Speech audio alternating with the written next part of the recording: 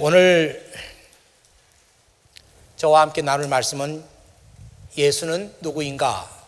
이런 제목으로 함께 은혜를 나누도록 하겠습니다. 예수님께서는 혼자 계시는 것을 별로 좋아하지 않았습니다. 물론 특별한 경우에 혼자 계시는 경우가 있었지만 예수님께서는 늘 사람들과 함께 계시기를 좋아했습니다. 예수님께서 가시는 곳에는 언제나 사람들이 있었고 또 예수님께서 사람들 틈에 계셨습니다. 그 성경에 나오는 구절을 보면은 나는 너희들 가운데 섬기는 자로 있다.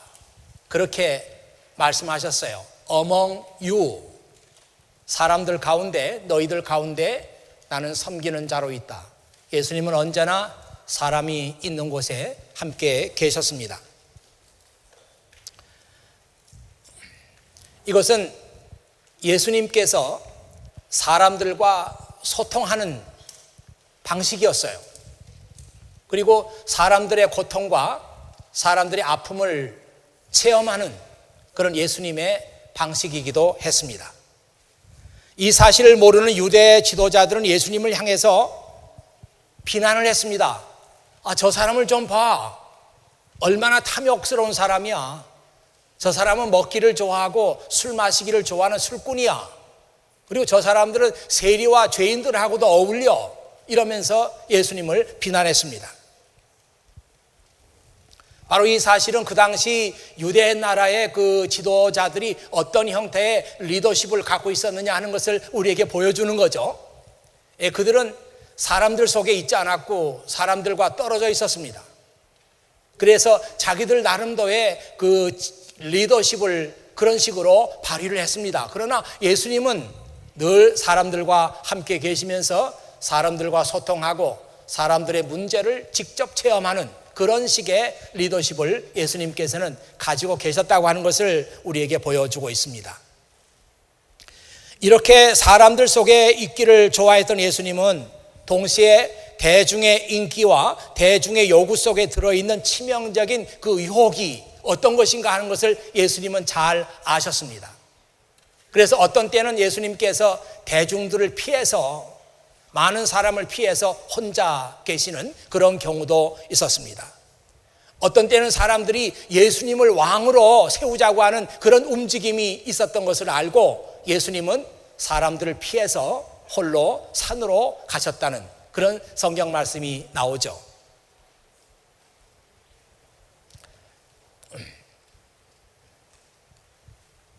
오늘 성경 말씀도 그렇게 해서 시작이 되는 것입니다.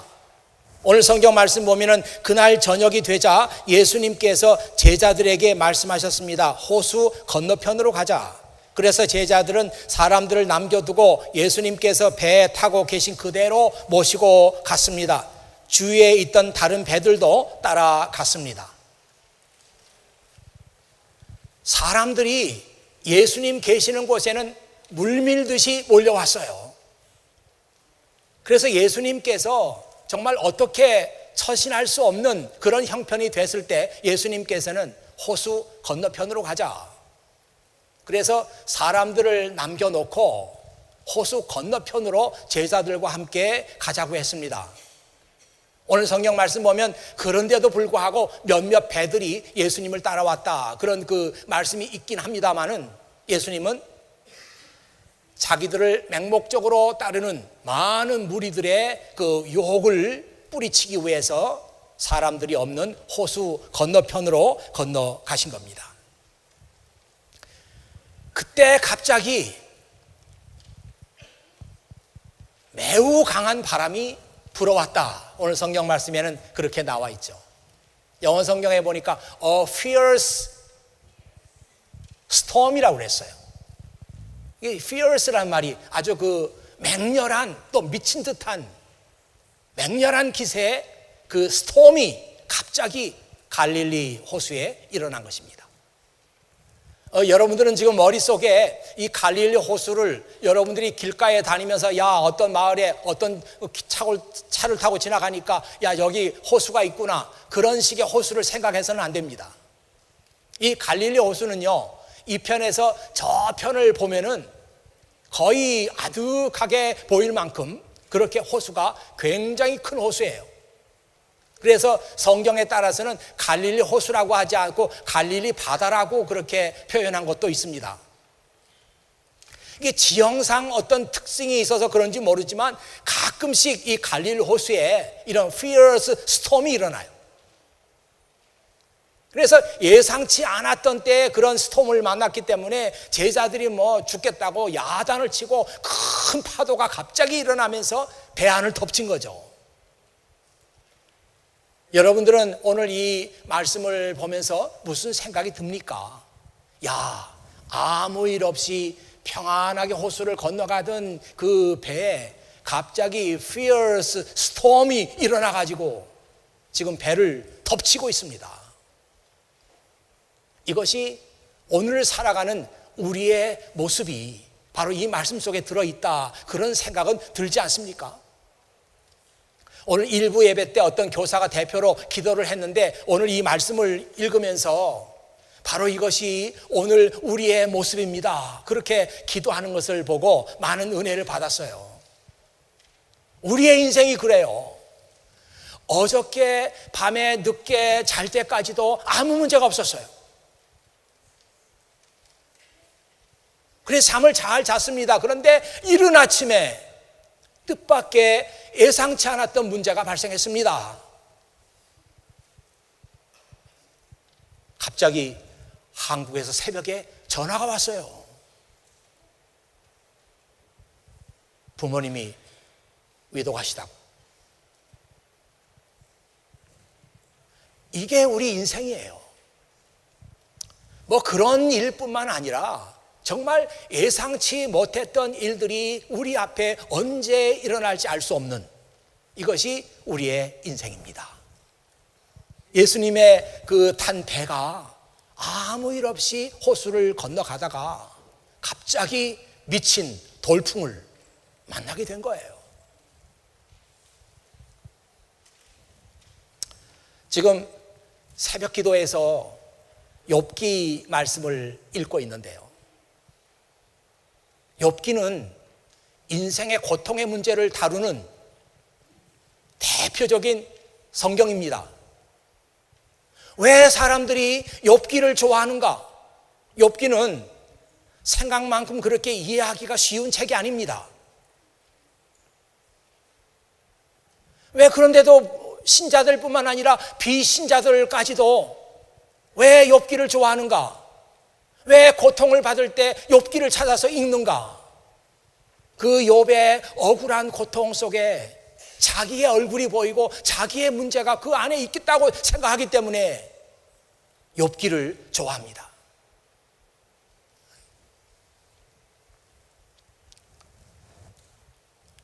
성경은 그런 책이에요. 성경 속에 우리의 문제가 들어 있습니다. 우리의 문제가 그 안에 들어있을 뿐만 아니라 내가 어떻게 하면은 이 문제를 해결할 수 있는지 그 해결책까지도 성경에 들어있습니다. 이게 성경이에요. 바로 이 말씀은 우리가 성경을 떠나서는 살 수 없다고 하는 그런 하나님의 메시지가 그 속에 들어있는 거죠. 예수님께서 말씀하셨습니다. 나는 참 포도나무요 너희는 가지니 저가 내 안에 내가 저 안에 있으면 열매를 많이 맺고 나를 떠나서는 너희가 아무것도 할 수 없다. 나를 떠나면 너희는 가지처럼 말라져서 버려지게 될 것이다. 우리는 예수님을 떠날 수 없고 우리는 하나님을 떠나서는 존재할 수 없어요.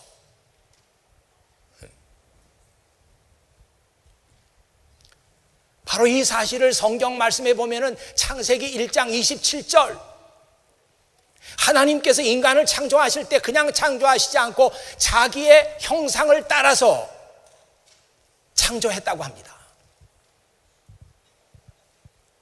여러분 이 말씀의 의미를 알고 계시나요? 지금 여러분과 저에게는 하나님의 형상이 들어있어요. 왜냐하면 하나님께서 우리를 창조하실 때 그의 형상을 따라서, 그의 이미지를 따라서 우리를 창조하셨기 때문이에요. 우리 속에 하나님의 이미지가 들어있습니다. 이 말은 하나님과 우리가 닮았다는 얘기예요. 너는 하나님과 닮았기 때문에 하나님을 떠나서는, 하나님과 소통하지 않고는 너는 살 수 없다. 이것이 창세기 1장부터 나오는 말씀이죠.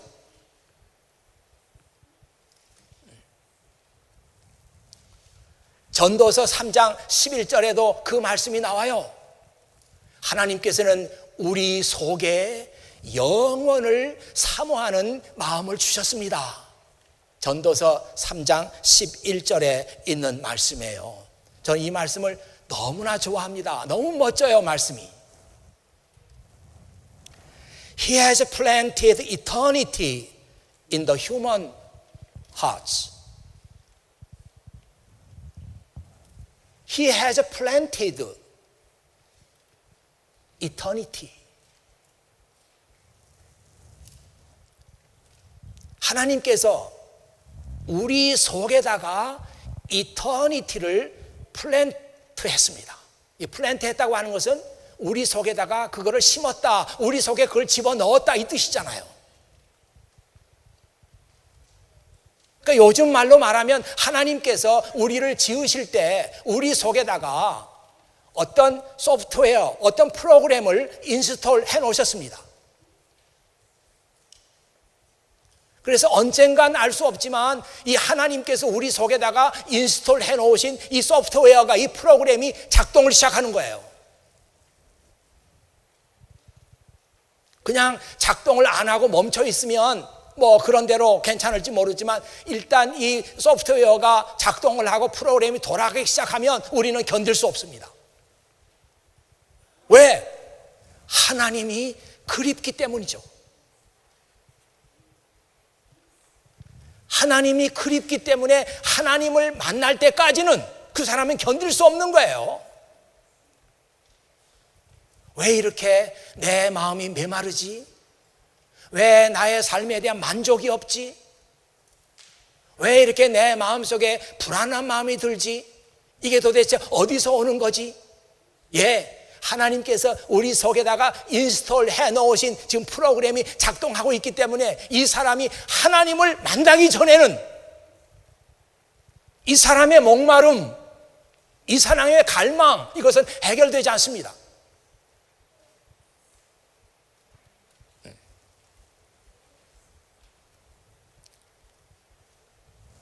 그래서 시편 16편 2절 말씀 보면 거기 정말 놀라운 말씀이 있잖아요. 화면에 나가고 있습니다. 당신은 나의 주님이시니 주님을 떠나서는 어디에도 나의 행복이 없습니다. You are my Lord. Apart from you, I have no good thing. 당신을 떠나면 나에게는 아무런 좋은 것이 없습니다. 우리말로 해석할 때는 행복이 없습니다. 그렇게 번역했네요. 저는 이 성경 말씀 읽으면서 이거 어디서 많이 봤던 말씀이다. 이거 많이 봤던 말씀인데 어디서 봤을까 생각해 보니까 유명한 성 어거스틴이 그의 컨페션, 고백록을 쓰면서 이 얘기를 썼어요. 내가 하나님 안에 거하기 전에는 참 행복이 무엇인지를 알지 못했습니다. 그의 고백록에 처음에 나오는 얘기예요. 이게 성경입니다. 미친 돌풍이 불고 큰 파도가 배 안으로 덮쳤습니다. 그런 와중에도 예수님께서는 배 안에서 주무시고 계셨어요. 제자들이 난리죠. 선생님, 우리가 이렇게 죽게 됐는데 잠을 주무십니까? 왜 우리를 도와주지 않습니까? 하면서 예수님을 깨웠어요. 그때 예수님께서 바람과 호수를 향해서 명령을 하셨어요. 조용하여라, 잠잠하여라. 이렇게 명령하셨는데 정말 이 제자들의 눈앞에서 정말 믿을 수 없는 그런 광경이 펼쳐졌습니다. 바람이 멈추고 호수가 잔잔해졌어요. 이 정말 여러분들이 이 말씀을 어떻게 이해할 수 있겠습니까? 제가 어떤 말로 그때 제자들 앞에 벌어진 그 놀라운 광경을 어떤 말로 설명할 수 있겠어요? New Living Translation 보니까 그 말씀이 아주 디테일하게 나와 있습니다. 한번 화면 보여주세요.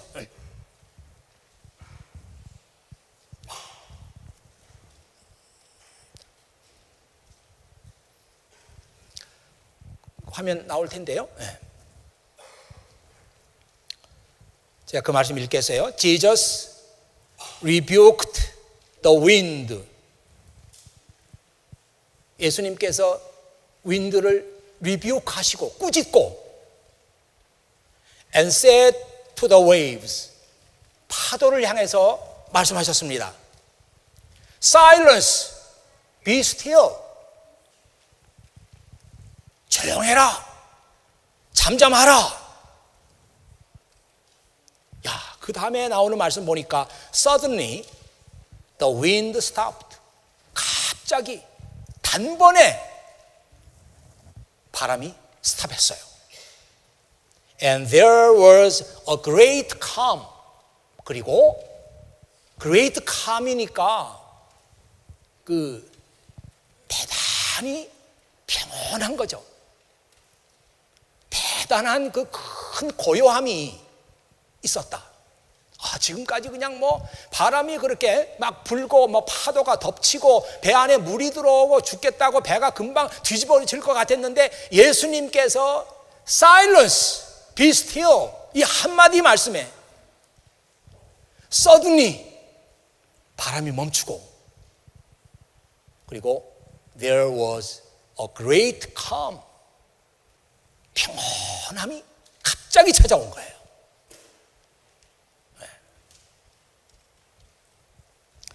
배에 타고 있던 이 제자들이 이 광경을 목격하면서 깜짝 놀랐어요.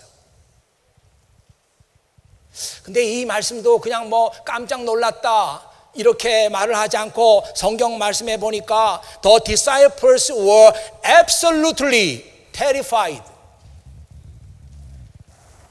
The disciples were absolutely terrified. 이 제자들이 그냥 terrified라는 게 두렵고 막 떨리는 거 아니겠어요? 그런데 absolutely 그런 단어를 썼습니다. 그러니까 그 제자들이 정말 자기들 눈앞에서 갑자기 벌어지고 있는 이 상황에 대해서 제자들이 어떤 마음이었나 하는 것을 이 말씀으로 잘 표현했어요.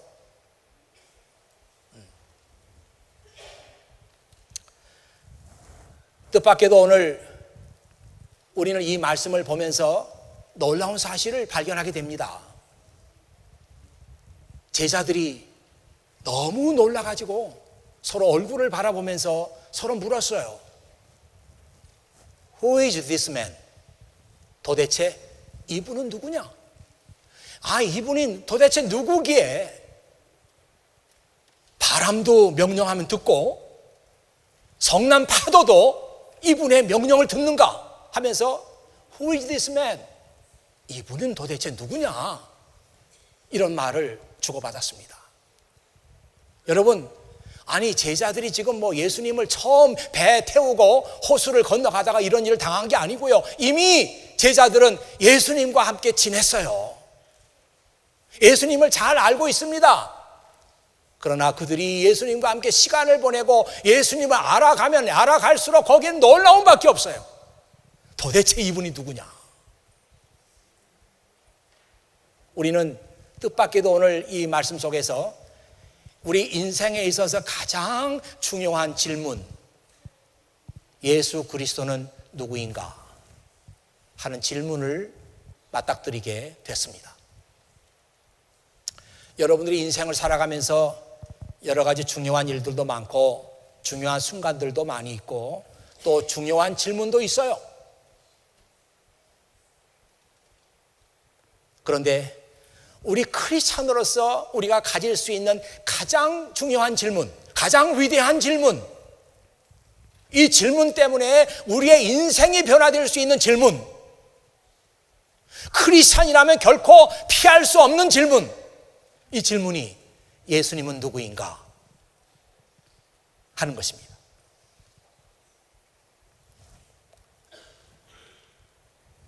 그래서 저는 이 질문을 파운데이셔널 퀘스천이라고, 파운데이셔널 퀘스천, 우리 인생의 근본적인 질문이다, 그런 이름을 붙여봤어요. 이런 얘기가 있잖아요. 왜 사느냐고 묻거든, 왜 사느냐고 묻거든 그 다음에 오는 말이 있는데요. 무슨 말이죠? 왜 사느냐고 묻거든 그냥 웃지요. 당신 왜 사십니까? 당신 왜 살아요? 그렇게 물으면 그냥 웃지요. 아, 이게 도대체 무슨 말입니까? 그냥 웃는다고 하는 그 말 속에 여러 가지 의미가 담겨 있잖아요. 아니 뭐 생뚱맞게 그런 질문을 하십니까? 이런 의미도 들어있고, 난 아직 내가 왜 사는지 이런 심각한 질문을 해보지 않았습니다. 그리고 내가 얘기할 준비도 안 돼 있습니다. 그래서 겸연쩍어서 웃는 그런 의미도 있고, 아, 제가 그걸 어떻게 알아요? 하면서 웃는 의미도 있고, 왜 사느냐고 묻거든 그냥 웃지요. 아마 여기에 왜 사십니까 하면은 그냥 웃으실 분들 많아요. 뭐 얘기하기도 그렇고 해서 그냥 아하하 하고 웃는 거예요. 그냥 웃는 거예요. 웃어 넘기는 거예요. 그거 웃어 넘길 질문 아닙니다. 여러분 대답하셔야 돼요. 내가 왜 사는지. 아니, 자기가 날마다 살아가는 게 내 삶인데 왜 사느냐고 물으면 그래도 할 말이 있어야죠. 그냥 웃어 넘길 수 있겠습니까? 만약 이 시간에 여러분 왜 예수 그리스도를 믿습니까? 예수님은 여러분 자신에게 누구입니까? 이렇게 물어보면 그냥 웃지요, 이렇게 말할 분들 많은 것 같아요.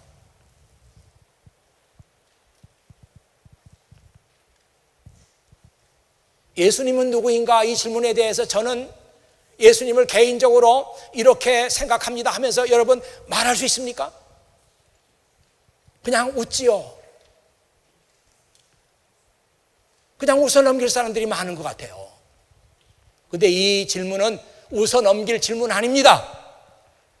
여러분은 이 질문에 대해서 대답을 해야 해요. 물론 여러분의 신앙의 정도에 따라서 대답은 달라질 수 있어요. 이때는 이렇게 대답했는데 한 3년 지난 다음에 예수님은 누구인가 하고 질문해 봤더니 또 다른 대답이 나올 수는 있습니다. 대답하셔야 돼요.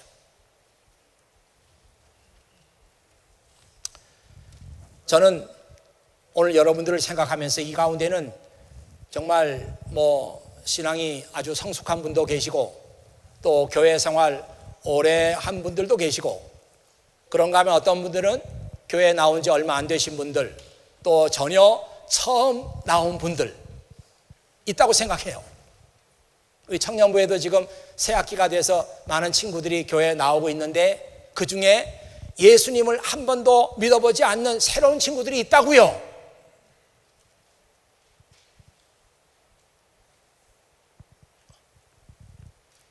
이런 분들을 생각하면서 예수님은 누구인가? 이 질문에 대해서 우리가 짚고 넘어가야 될 중요한 문제들이 있다, 이렇게 생각하고 그 말씀을 여러분과 함께 나누고 싶은 것입니다. 제일 먼저 예수님은 누구인가 하면서 여러분과 함께 나누고 싶은 말씀이 아주 쉬운 얘기예요. 예수님은 이 역사에 정말 살으셨던, 실제로 존재하셨던 분이다.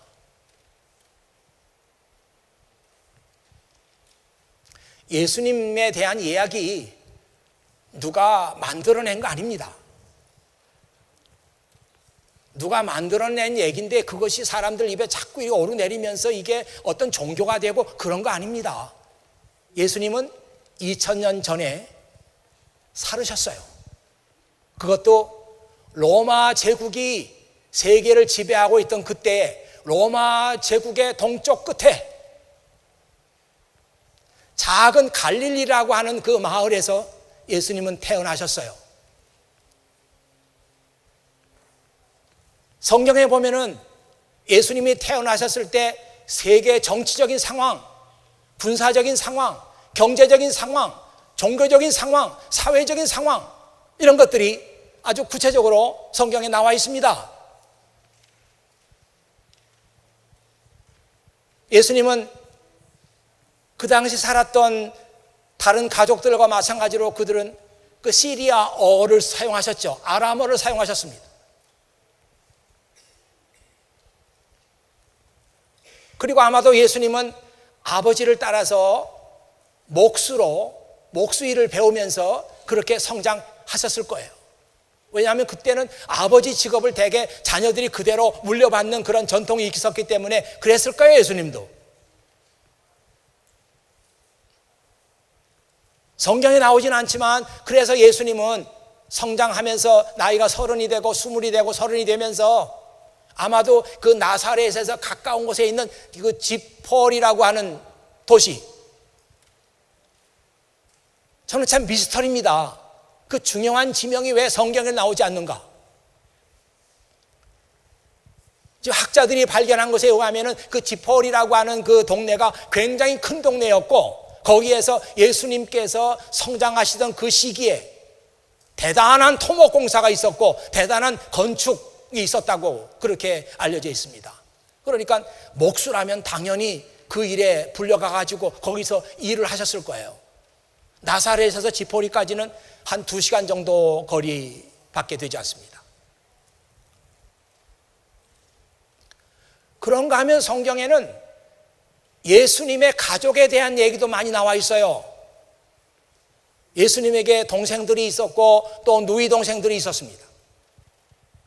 그런 얘기들도 성경에 디테일하게 잘 나와 있습니다.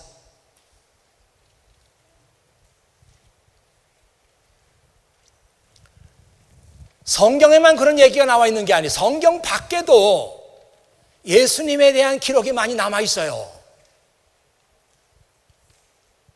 특별히 예수님께서 성장하시는 그때에 조세푸스라고 하는 대학자가 있었는데 그가 유대 나라의 역사를 잘 정리해서 책으로 남겨놨습니다. 그 요세푸스는 서기 37년에서 100년 사이에 살았던 역사가예요. 그가 남긴 유대 나라의 역사 가운데 예수님에 대한 말씀이 남아 있습니다.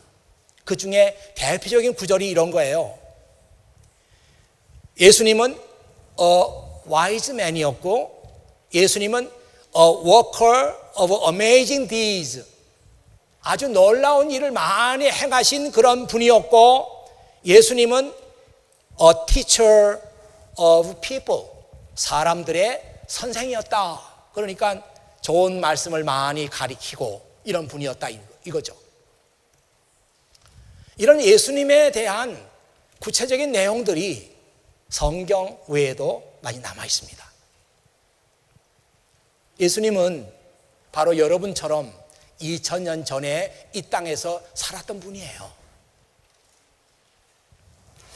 자, 그 다음에 여러분과 함께 나누고 싶은 말씀은 예수님은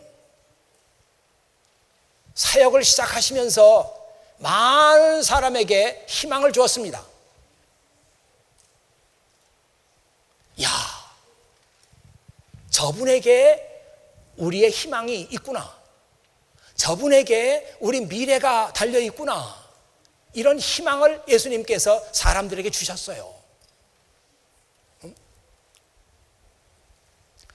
그 당시 사람들은 메시아를 기다리고 있었습니다. 메시아가 온다. 메시아가 오면은 우리의 사정이 달라진다. 이런 그 구약 성경의 전통을 가지고 메시아를 기다리고 있었는데 사람들은 그렇게 생각한 거예요. 저분이 메시아다. 저분이 하나님이 우리에게 보내신 분이다. 야, 메시아가 오더라도 저분보다 더 훌륭한 일을 할 수 없다. 사람들은 그렇게 생각했어요. 사람들은 메시아가 와가지고 우리를 로마의 속박에서 구원해주고 우리를 가난에서 구원해주고 우리를 해방시켜 주신다고, 그래서 메시아는 막강한 그 힘을 갖고 있다고 그렇게 생각했어요.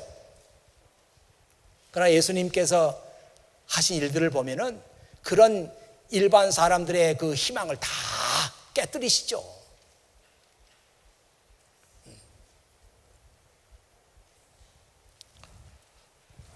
예수님은 그 당시 사람들이 율법을 지켜야 된다, 여기에 매여 있을 때 예수님께서는 율법을 깨뜨리는 것도 서슴지 않았습니다. 율법에는 부정한 것을 만지면 안 된다 이렇게 나와 있지만 예수님은 부정한 것을 만지셨어요.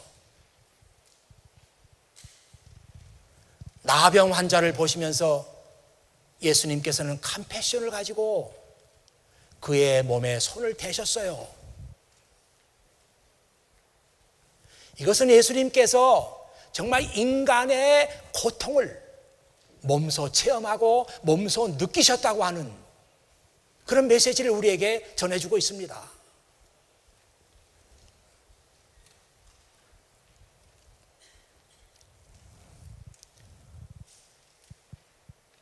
예수님 당시의 사람들은 이방인들을 멀리하고 세리들을 멀리하고 창녀들을 멀리하고 죄인들하고는 사귀면 안 된다 이렇게 알고 있었는데 예수님은 그런 사람들을 모두 다 친구로 이렇게 받아들였어요.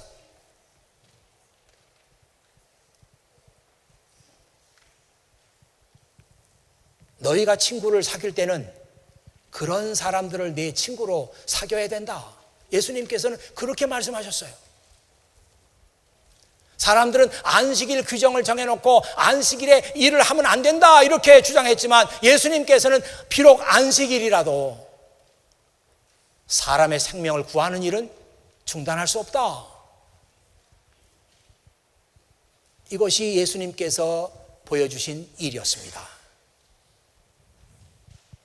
소외된 사람들, 병든 사람들, 아무 인생에 희망이 없는 사람들이, 수고하고 무거운 짐진 사람들은 다 내게로 오라. 내가 너희를 쉬게 하리라. 이 말씀을 듣고 예수님께 갔습니다. 그리고 예수님에게서 그들의 인생의 희망을 발견했어요. 자, 세 번째 여러분과 함께 나눌 말씀은 예수님께서는 사역을 하다 마시고 자기의 미션을 하다 마시고 십자가에 못 박혀 돌아가셨어요. 그래서 마치 미완성으로 끝난 것처럼 보입니다.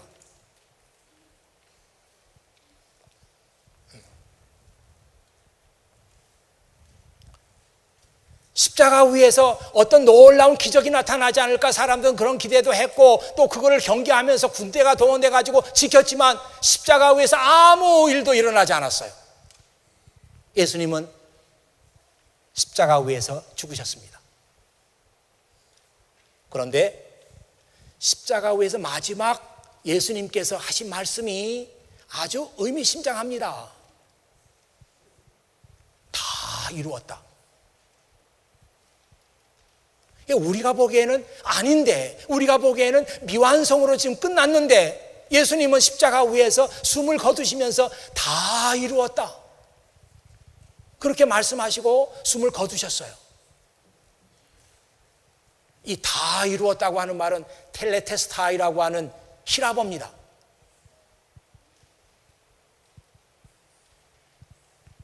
이 텔레테스타이라고 하는 말은 모든 목적을 하나도 남김없이 다 성취했다 이 말입니다.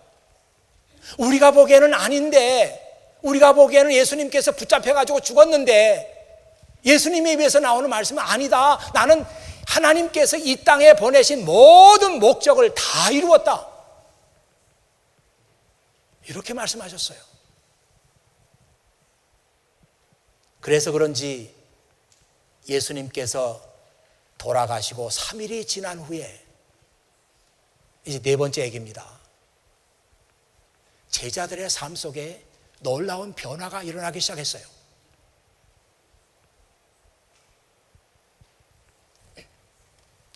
그 예전에는 그냥 개인적으로 예수님을 따랐고 제자로 살았고 이랬던 제자들이 아니 예수님께서 돌아가시고 난 다음에는 차원이 달라졌어요. 이제는 예수님의 말씀이 유대나라, 우리나라, 우리 민족에게만 머물러 있어서는 안 된다. 이렇게 생각하면서 세계를 무대로 해서 예수님의 말씀을 전파하기 시작했습니다.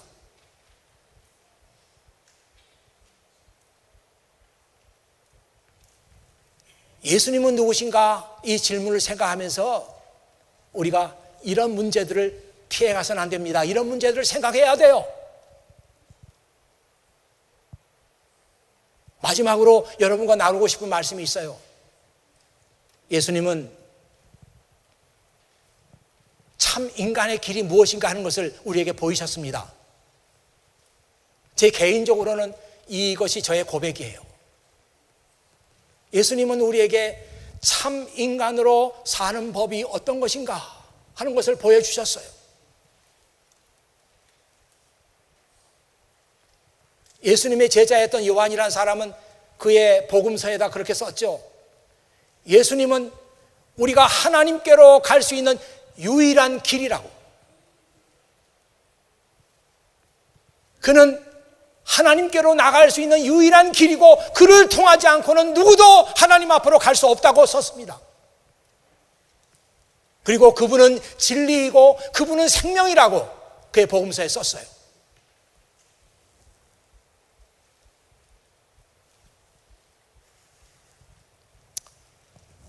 역시 예수님의 제자였던 베드로전서 2장 21절에 보니까 이런 말씀이 있습니다. For God called you to do good. 하나님께서 당신을 부르셨습니다. 선한 일을 하도록, 좋은 일을 하도록 하나님께서 당신을 부르셨습니다. 이 베드로의 지금 얘기예요. Even if it means suffering. 하나님께서 선한 일을 하도록 부르셨는데 그 선한 일이 비록 고난을 의미할지라도 내가 선한 일을 하기 위해서 고난을 받아야 한다고 할지라도 마치 예수님께서 당신을 위해서 고난을 받은 것처럼 하나님은 선한 일을 하도록 우리를 부르셨어요.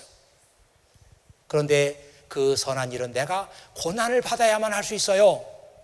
그런 일이라고 할지라도 He is your example. 그 예수님께서는 여러분의 인생의 example입니다. And you must follow in His steps. 그래서 당신은 그분의 스텝, 그분의 발자국을 따라가야만 합니다.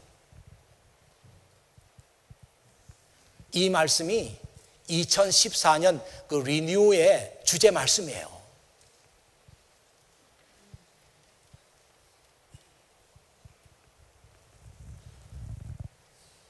저는 이 말씀 참 좋아해요.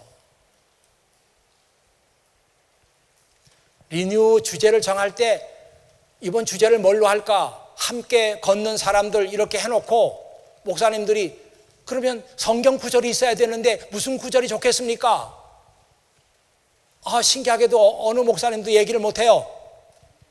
며칠이 지나도 이 구절이 좋겠습니다. 얘기가 안 나와요. 제가 이 베드로전서 2장 21절에 있는 말씀 제가 제시했어요. 이 말씀을 주제 성구로 합시다. 그래 그게 채택이 됐어요.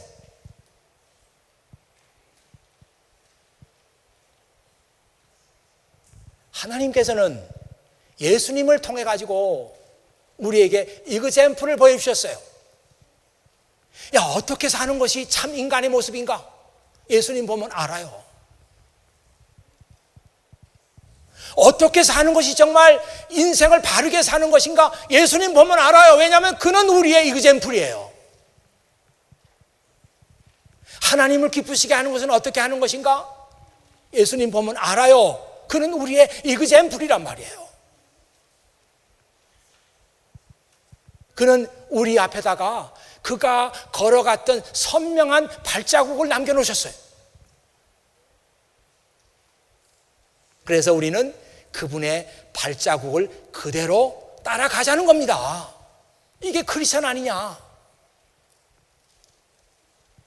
여러분, 정말 우리 시대의 우리 모습을 다시 한번 돌아보면은 예수님의 발자국, 선명한 발자국을 그대로 따라서 사는 크리스찬이 얼마나 됩니까? 자기 마음대로 하고 자기가 원하는 길을 가면서도 나는 크리스찬이라고 생각해요. 아닙니다. 크리스찬은 주님의 발자국을 그대로 따라가는 사람, 그게 크리스찬 이렇게 말하잖아요.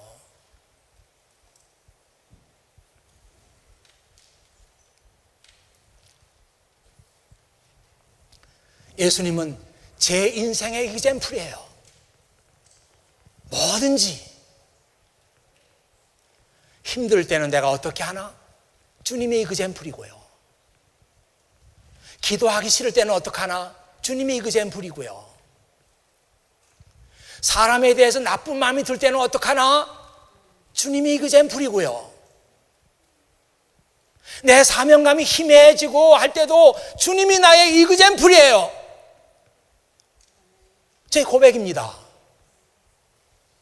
저는 바로 여기 앉은 여러분들이 그런 예수님을 만날 수 있기를 바라요. 남이 해주는 얘기, 어떤 책에 보니까 예수님에 대해서 이런 멋진 고백을 했구나. 그걸 기억하고 그걸 따라가는 게 아니라 이제는 여러분 스스로가 성경 안에서 예수님을 발견하고 예수님을 인격적으로 만나고 적어도 제 인생에 있어서 예수님은 이런 분입니다 하고 고백할 수 있는 사람들이 이 자리에 앉은 여러분들이 되었으면 좋겠어요. 그래서 정말 크리스찬다운 크리스찬, 여기에 크리스찬다운 사람들이 앉아있구나. 그런 자리, 이 크리스찬다운 사람들이 세상으로 나가니까 세상이 밝아지는구나 하는 크리스찬들, 이런 사람들이 바로 여러분들이 됐으면 좋겠습니다. 같이 기도하겠습니다. 아버지 하나님 감사합니다. 제자들은 이미 예수님과 오래 지냈고 예수님과 시간을 보내고 있었음에도 불구하고 이분이 누구냐고 서로 얼굴을 바라보면서 물었습니다. 아버지 하나님, 우리가 다 아는 것 같고 우리 머릿속에서는 알고 있는 것 같지만 정말 예수님은 내 인생에 있어서 누구신가? 하는 질문을 부끄럽게도 한 번도 해보지 않았습니다. 아버지 하나님, 이 자리에 정말 교회 생활을 처음 시작하고 복음을 처음으로 듣는 여러 형제 자매들에게 예수님은 누구신가? 이 질문이 중요한 질문이 되기를 원합니다. 또한 아버지 하나님, 이미 예수님 믿은 지가 오래된 사람들에게도 예수님은 누구신가 하는 질문이 중요한 질문이 되기를 바랍니다. 그래서 제 인생에 있어서 주님은 이런 분입니다. 나는 이 주님을 세상 무엇과도 바꿀 수 없습니다. 나에게 예수님은 가장 프레셔스한 그런 분입니다. 나는 주님과 함께 인생을 살 것입니다. 주님께서 원하는 삶을 살 겁니다. 이렇게 선언할 수 있는 사람들이 바로 여기에 앉은 사람들이 되게 해 주시옵소서. 오늘 이 말씀을 이제 성령께서 다시 풀어서 나에게 말씀해 주시고 내 가슴에 성령께서 이 말씀을 인쳐 주시고 그래서 다시 한번 성령께서 나에게 말씀해 주시는 그 귀한 말씀을 다시 들을 수 있는 그런 축복의 시간들이 저희 각 사람에게 주어지기를 바랍니다. 아버지 하나님, 이 부족한 종을 사용하셔서 오늘 주의 말씀 전하게 하셨는데 정말 주님께서 원하시고 기뻐하시는 말씀만을 저들에게 남겨주시고 기억시켜 주시옵소서. 예수님의 이름으로 기도드립니다. 아멘.